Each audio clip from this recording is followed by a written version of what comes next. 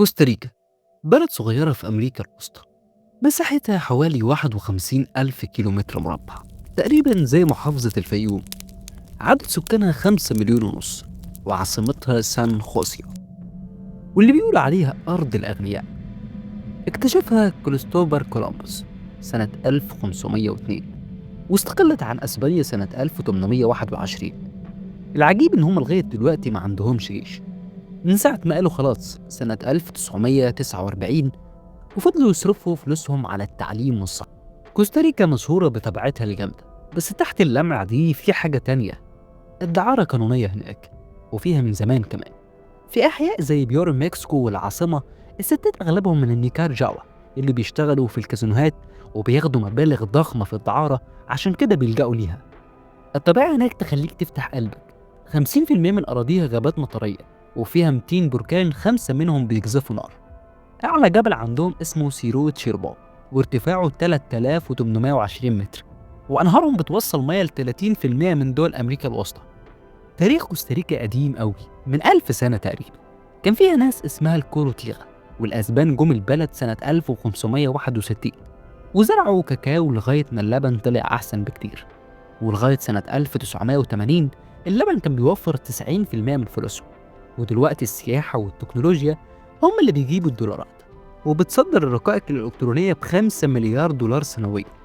كوستاريكا من أنظف البلاد في العالم. 99% من كهربائتها من الطاقة النظيفة، مية وأرياح وحرارة أرضية. وعندها حديقة مانويل أنطونيو الصغيرة اللي مساحتها 16 كيلو متر، فيها 109 من نوع الحيوانات و184 نوع من الطيور. التعليم عندهم مجاني وإجباري لغاية 18 سنة، و97% من الشعب بيعرفوا يقروا ويكتبوا.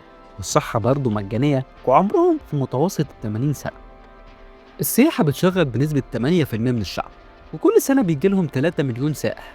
لو رايح هناك لازم تزور حديقة كوراكوفادو، أكبر غابة مطرية على المحيط الهادي، أو جزيرة كاكوس اللي بتبعد 550 متر عن الساحل، واسمها جزيرة القراصنة عشان فيها كنوز مدفونة.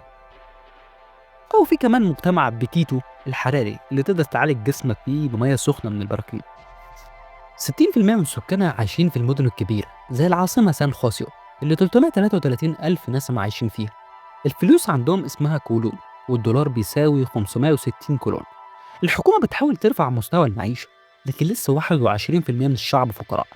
والفلاحين بيزرعوا موز بنسبة 1.5 مليون طن سنويا، وأناناس ب3 مليار دولار مكسب.